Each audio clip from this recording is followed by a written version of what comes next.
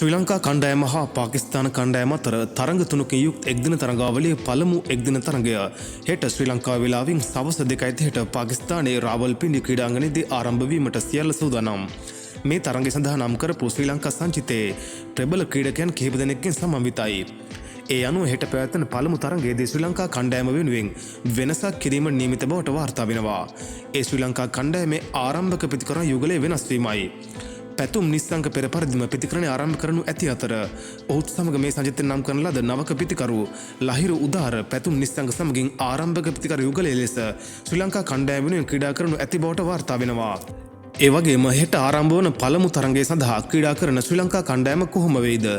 ඉතින් ඒ අනුව පැතුම් නිස්සංක සමගින් ලහිරු උදාර ආරම්භක ප්‍රතිකරුවන් ලෙස ක්‍රීඩා කරනකොට කුසල් මෙන්ඩිස් අංක 3 ප්‍රතිකරු ලෙසත් ඒ වගේම සදීර සමරවික්‍රම, කමිදු මෙන්ඩිස්, නායක චරිත් අසලංක, ජනිත් ලියනගේ, වනිදු හසරංග, මහිස් තීක්ෂණ, දුස්මන්ත චමීර සහ අසිත ප්‍රනාන්දු ක්‍රීඩා කරන ඇති බවට වාර්තා වෙනවා.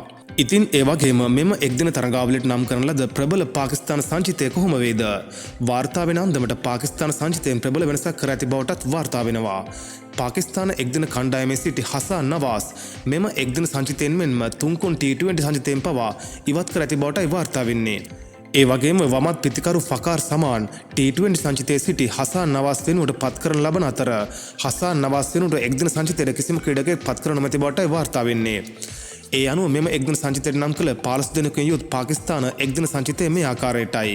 නායක ශහීන් සහ අෆ්රිඩි, අබාර් අහමඩ්, බාබර් අසාම්, ෆහීම් අස්රෆ්, ෆයිසල් අක්‍රම්, ෆකාර් සමාන්, හරිස් රෆුල්, හසිබුල්ලා, හුසේන් තලාට්, මොහොමඩ් නවාස්, මොහොමඩ් රිස්වාන්, මොහොමඩ් වසීම් ජූනියර්, සමන් සහ නසීම් ඒ. මේ වගේ ක්‍රිකට් ගැන හැමදේම බලාගන්න ක්‍රිකට් වන් අපිව සබස්ක්‍රයිබ් කරලා එකතු වෙන්න. මේ වීඩියෝ එක හොඳයි නම් ලයික් කරලා යාළුවන්ටත් බලන්න ෂෙයා කරන්න.